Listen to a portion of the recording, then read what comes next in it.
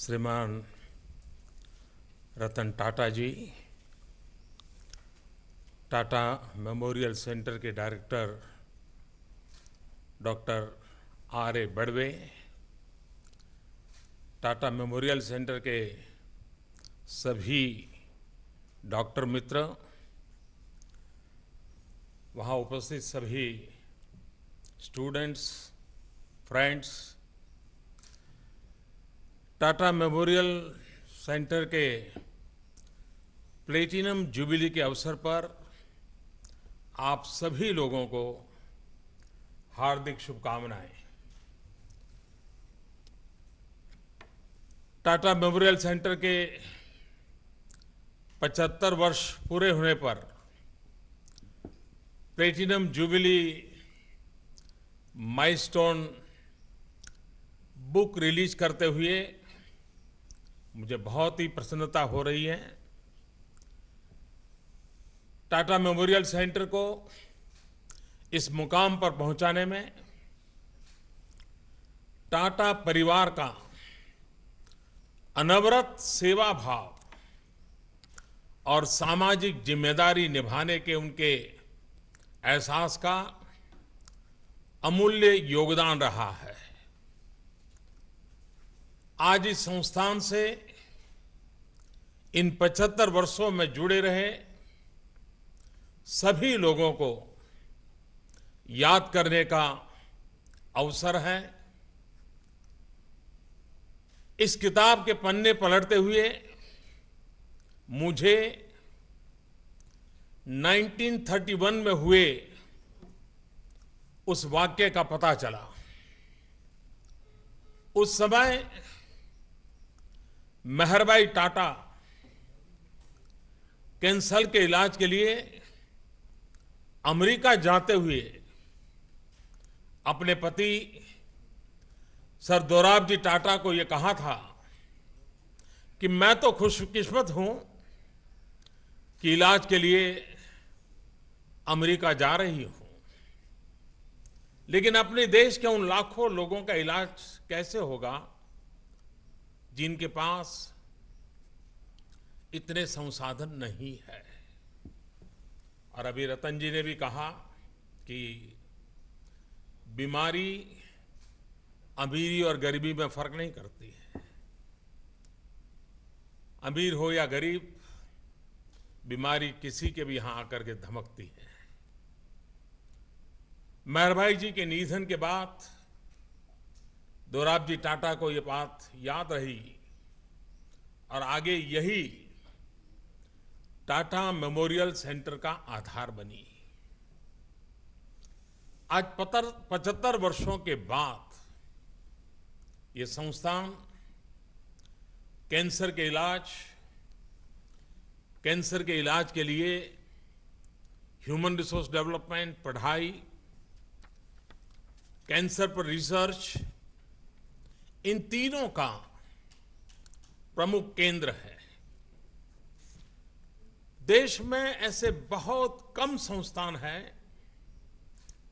जो इतने वर्षों से लगातार मिशन मोड में राष्ट्र सेवा में लगे हुए हैं। लाखों गरीबों के इलाज के लिए जिस तरह इस संस्थान ने आगे बढ़कर काम किया है, वो देश के बाकी अस्पतालों के लिए भी एक प्रेरणा का कारण है, प्रेरणा का केंद्र बिंदु है। यह संस्थान इसका भी उदाहरण है कि सरकार और प्राइवेट संगठन मिलकर कैसे गरीबों की सेवा के लिए एक साथ आकर के काम कर सकते हैं। पब्लिक प्राइवेट पार्टनरशिप का सेवा के क्षेत्र में एक ये उत्तम उदाहरण है। कैंसर जैसी गंभीर बीमारियों का असर किसी भी परिवार के लिए अग्नि परीक्षा से गुजरने से जरा भी कम नहीं है। शरीर को कष्ट, मानसिक परेशानी, और पैसों का सवाल, ये सभी बातें, और कैंसर एक ऐसी बीमारी है कि दूर से भी पता चले कि आपको कैंसर है तो करीब करीब जैसा लगता है जैसे मैं मृत्यु के दरवाजे पर आकर के खड़ा रहा हूं। उसको लगता है यमराज मेरे घर के पास आकर के दरवाजे खटखटा रहे हैं। इतना भय व्याप्त है इस बीमारी से। जब गरीब बीमार पड़ता है तो सबसे पहले उसके सामने दवा से पहले रोटी तथा नौकरी का संकट आता है। यानी एक प्रकार से पूरा परिवार तबाह हो जाता है।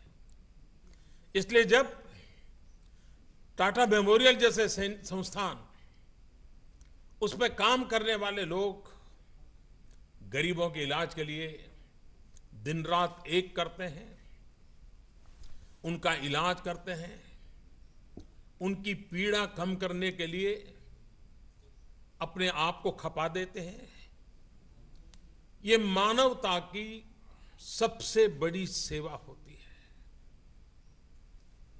मैं रतन टाटा जी को, टाटा मेमोरियल सेंटर और उससे जुड़े लोगों को एक बार फिर टाटा मेमोरियल सेंटर के 75 वर्ष पूरे होने पर बहुत बहुत बधाई देता हूं। और जब मैं आज इस संस्थान के 75 साल की याद करता हूं तो मुझे टाटा परिवार, टाटा शब्द इस देश में सेवा से जुड़ा हुआ एक पर्यायवाची शब्द बन गया है।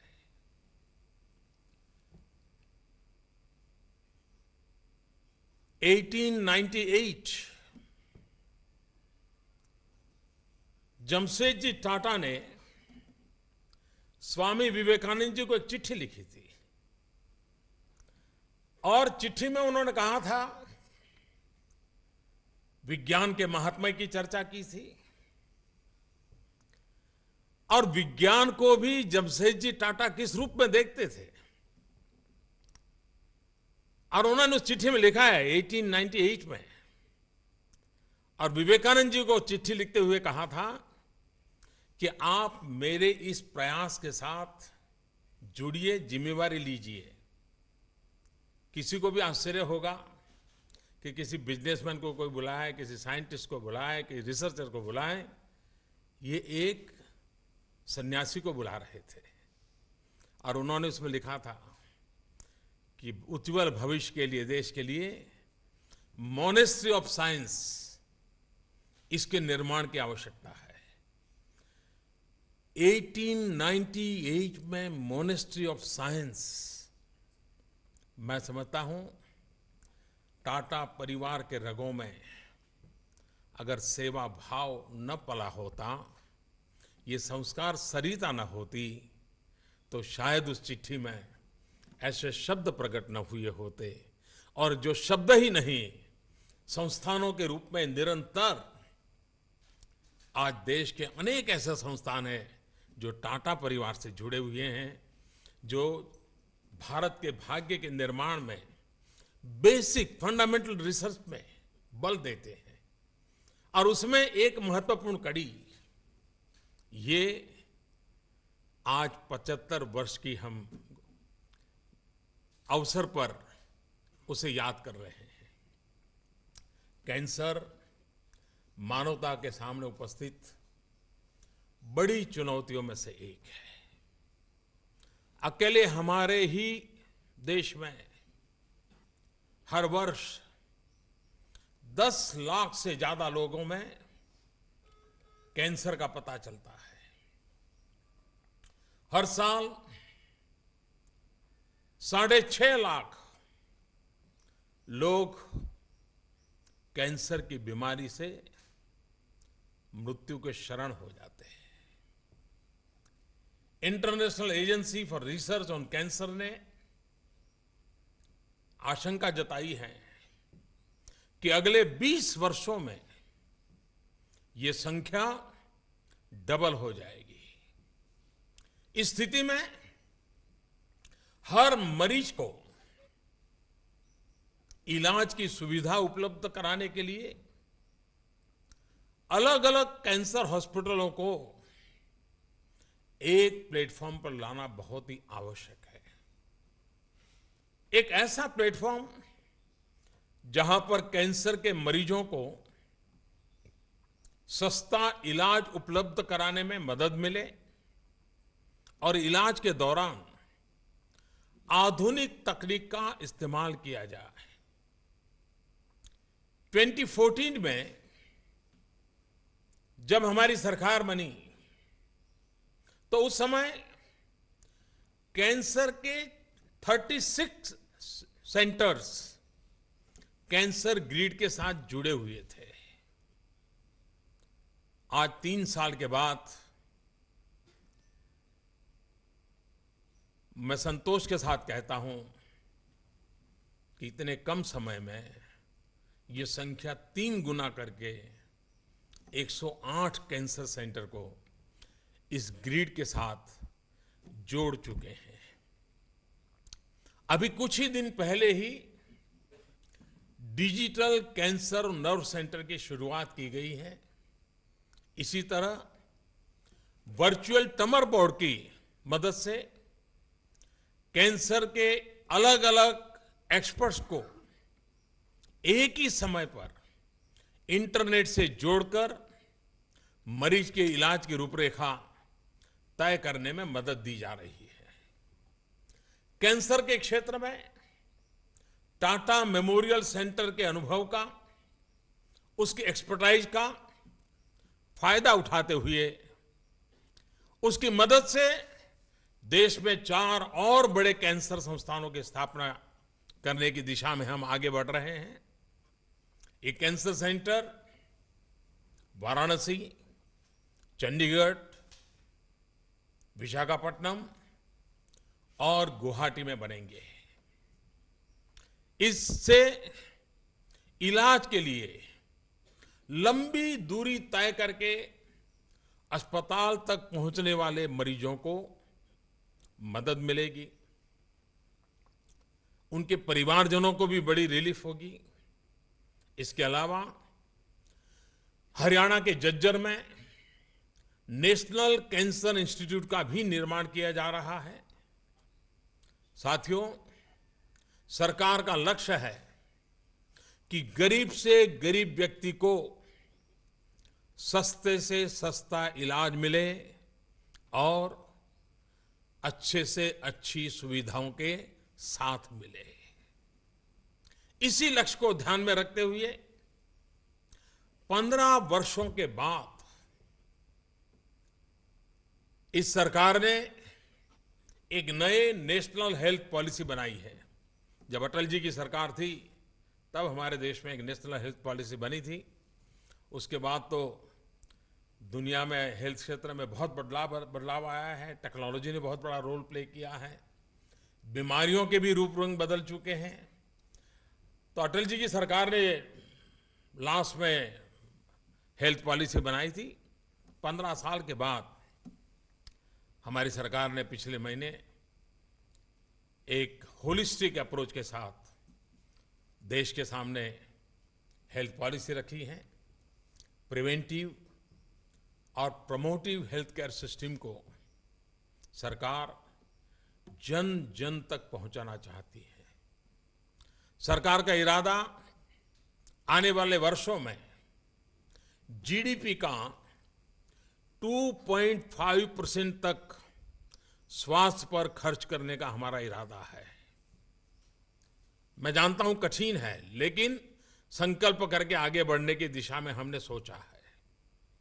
नई हेल्थ पॉलिसी में चिकित्सा की अलग अलग पद्धतियों को कैसे इंटीग्रेट किया जाए, इस पर भी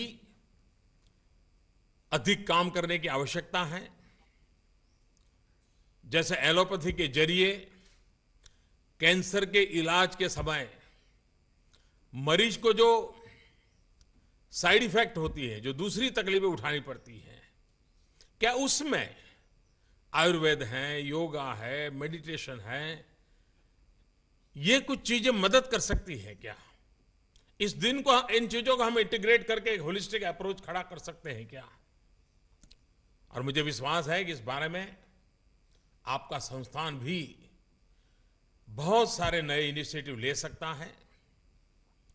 आज भी देश में 70% मेडिकल उपकरण विदेश से ही आते हैं। इस स्थिति को भी बदलना है, क्योंकि ये भी महंगे इलाज का एक बहुत बड़ा कारण है। और इसलिए मैं स्टार्टअप की दुनिया को, हमारी नई पीढ़ी को आह्वान करता हूं कि जैसे एक डॉक्टर्स का साथ सेवा शब्द जुड़ जाता है, मैं मानता हूं स्टार्टअप के क्षेत्र में मेडिकल डिवाइस में रिसर्च हो, मेडिकल डिवाइस के मैन्युफैक्चरिंग की दिशा में काम हो, सस्ते आधुनिक नए मेडिकल डिवाइस उस दिशा में हमारे देश में कैसे काम हो, स्टार्टअप्स कैसे आगे आए, उस पर भी हम बल देना चाहते हैं। और इसलिए नई हेल्थ पॉलिसी की तरह सरकार मेडिकल डिवाइस भारत में ही निर्माण को प्रोत्साहन देने की दिशा में बहुत कदम उठा रही है। टाटा मेमोरियल सेंटर जैसे संस्थानों की इसमें बहुत बड़ी भूमिका है।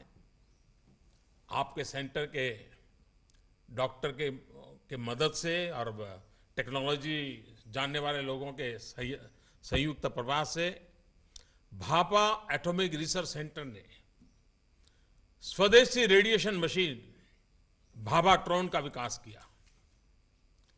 मैं जब 2 वर्ष पहले मंगोलिया गया था तो देश की तरफ से मंगोलिया को भाभाट्रॉन उपहार के रूप में दिया था। और मैंने देखा था कि उस देश के लोगों के मन पर इसका प्रभाव था, वहां की लीडरशिप के मन पर इसका प्रभाव था। और इसलिए सस्ती मशीनें, बेहतर मशीनें बनाने की दिशा में भी हमें मिलकर के काम करना होगा। देश भर में हेल्थ केयर सिस्टम को मजबूत करने के लिए सरकार नए एम्स खोल रही है, मेडिकल कॉलेजों का आधुनिकीकरण किया जा रहा है, ग्रेजुएट और पोस्ट ग्रेजुएट स्तर पर सीटें बढ़ाई जा रही हैं, गरीबों को सस्ती दवा के लिए भारतीय जन औषधि परियोजना शुरू की गई है। 500 से ज्यादा दवाइयों को उसके दाम कम करके उन्हें एसेंशियल दवाइयों की लिस्ट में रखा गया है। आपने देखा है कि कैसे स्टेंट की कीमत में भी 85% तक कमी आई है। ऐसे अनेक फैसले हैं जो एफोर्डेबल हेल्थ केयर को ध्यान में रखते हुए सरकार ने लिए हैं। हेल्थ केयर से जुड़े लोगों को ध्यान रखना होगा। और मुझे कोई हक नहीं बनता है शब्दों में आपसे कहने का, लेकिन एक बात निश्चित है, आपने भी अनुभव किया है कि आज भी हमारे देश में सामान्य मानवी के मन में डॉक्टर भगवान का रूप होता है। जब मरीज डॉक्टर के पास जाता है तब उसको भगवान डॉक्टर के रूप में ही नजर आते हैं। और उसके मन में एक भाव होता है कि जब मेरा जीवन आपके सामने खड़ा है तो आप भगवान के रूप में मुझे जरूर बचा लेंगे। भगवान ने मुझे ये सृष्टि में आने का अवसर दिया है, ये सृष्टि में जीने का अवसर आप देंगे। ये भाव सामान्य मानवी के मन में डॉक्टरों के प्रति होता है। हमें कभी भी इस मार्ग से विचलित नहीं होना है। और आज भी इस प्रोफेशन के प्रति इतनी श्रद्धा इसलिए है कि सभी पीढ़ियों ने जो इस प्रोफेशन से जुड़े हैं, उन्होंने इस व्रत का पालन किया है, जी करके दिखाया है।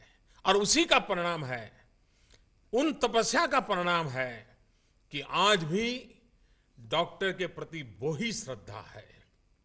और इसलिए हमारे यहां कहा गया है सेवा परमो धर्मः। आप सेवा भाव से जुड़े हुए हैं, इससे बड़ा कोई धर्म नहीं होता है। और हजारों लोगों की जिंदगी आपने बचाई है, लाखों लोगों को जीने का आपने अवसर दिया है।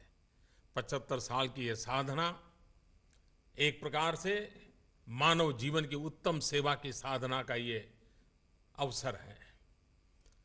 वहां बैठे हुए और इस क्षेत्र में काम किए हुए हर किसी के लिए इससे बड़ा कोई संतोष का कारण नहीं हो सकता है कि 100 बेड से शुरू हुआ एक काम आज एक विशाल वटवृक्ष बनकर के देश की आशा आकांक्षा का केंद्र बन गया है। हेल्थ सेक्टर में एक सेवा का क्षेत्र बन गया है। और इसलिए मैं आप सबको हृदय से बहुत बहुत बधाई देता हूं। आप सभी को टाटा मेमोरियल सेंटर के 75 वर्ष पूरा होने पर अनेक अनेक बधाइयां, अनेक अनेक शुभकामनाएं। और आपने अपनी सेवा भाव से आज एक माइलस्टोन को पार किया है। बुक विमोचन का मुझे अवसर दिया और मैं विशेष रूप से रतन जी का आभारी हूं, क्योंकि मेरी अपेक्षा नहीं थी कि वो यहां आए। मैंने उनसे आग्रह किया था, आप मुंबई हैं, वहीं आप पहुंच जाइए, हम वीडियो पर मिल लेंगे। लेकिन ये इस परिवार के संस्कार है। आयु में मुझसे बहुत वरिष्ठ हैं, जीवन में अनुभव बहुत बड़ा है। मैं एक सामान्य व्यक्ति हूं, उसके बावजूद भी इस उम्र में रतन जी सुबह चल करके दिल्ली आए और उनका आग्रह रहा कि नहीं, मैं स्वयं आपके पास रहूंगा और इस कार्यक्रम में वहां से शरीक होऊंगा। ये उनकी नम्रता हम सबको प्रेरणा देती है और यही तो तपस्या होती है। आप सब भाग्यवान हैं कि उनके नेतृत्व में, उनके साथ कंधे से कंधा मिला करके आप लोगों को कार्य करने का अवसर मिला है। जिस इंस्टीट्यूट के साथ टाटा नाम जुड़ा हुआ है, जो सेवा का पर्यायवाची शब्द है, मैं समझता हूं ये आने वाले दिनों में हेल्थ सेक्टर में देश को बहुत बड़ी शक्ति देगा। इसी एक आशा अपेक्षा के साथ उपस्थित सबको मेरी बहुत शुभकामनाएं। बहुत बहुत धन्यवाद।